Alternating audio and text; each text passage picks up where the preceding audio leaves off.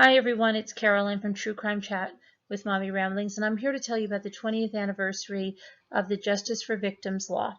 Now, this law was passed due to the dedication, tenacity, and courage of Rosemarie D'Alessandro. Rosemarie is the mother of Joan D'Alessandro, who was murdered at the age of 7 in 1973 by their neighbor, Joseph McGowan, a science teacher.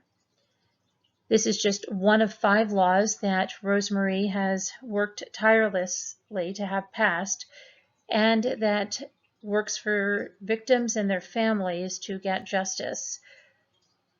So let's take a look at what this law is all about and tell you a little bit more about Joan and, of course, Rosemarie.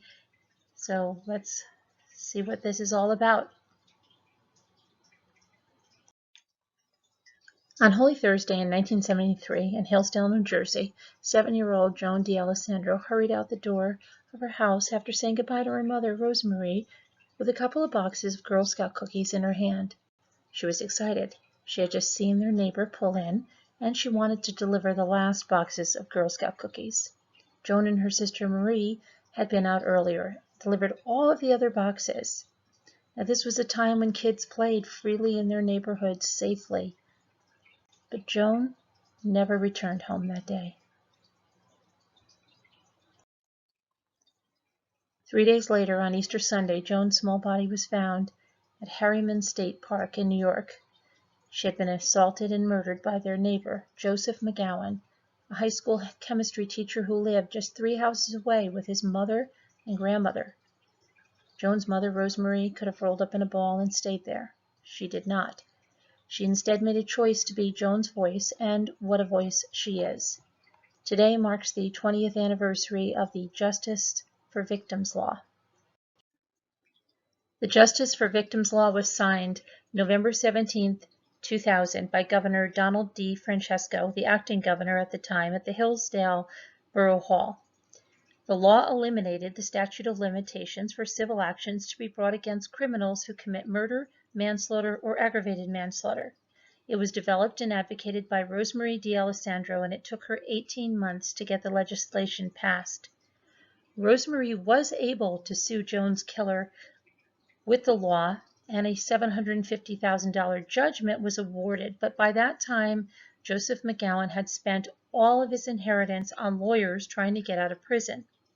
In the past 19 years, Rosemarie has collected about $3,000 from Joan's murderer, collecting small amounts of money from his prison salary periodically. All of it went to the Joan's Joy Foundation to help children. The family of Susan Reeves was able to collect a $10 million settlement by filing a suit against her killer, which was made possible by the law change. Rosemarie D'Alessandro began to look into suing Joan's killer, Joseph McGowan, in 1998, but she was told that the statute of limitations had run out. And during that time, Joseph McGowan began appealing his sentence, and it was revealed he had inherited money from his mother and was using it to pay for his lawyer. Rosemarie thought of a law to eliminate the statute of limitations. Not only would the law help in this case, but it could also be applied to any cases of assets, such as money from writing a book. If a victim's family does not think of suing during the first 2 years because they are grieving, the law will help them because there will be no statute. Assemblyman Guy Tallarico and Senator John Matheson sponsored the law, and it passed both the Assembly and the state unanimously. The Justice for Victims law is the third of 5 laws that was advocated for by Rosemarie, inspired by her daughter Joan.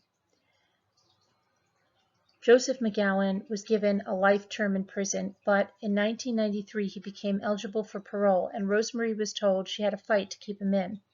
She rallied the town by holding a vigil and leading letter-writing campaigns, and she was successful.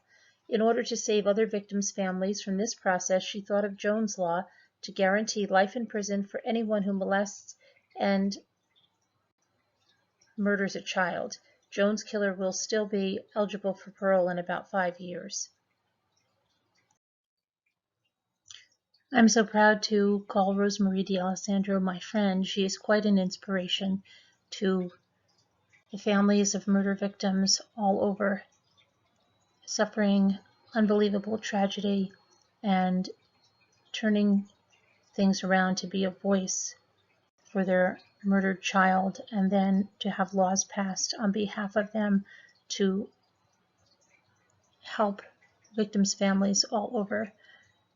She's a great victims advocate. She's done wonderful things with the Jones Joy Foundation. Check out jonesjoy.org and learn more about this wonderful organization that's in honor of Joan D'Alessandro. And you'll see all of the work Rosemarie and her sons have done over the years to help victims, to help children at risk, victims of domestic violence, child abuse. It's a wonderful and worthy organization. I hope you check it out. Thanks so much for watching.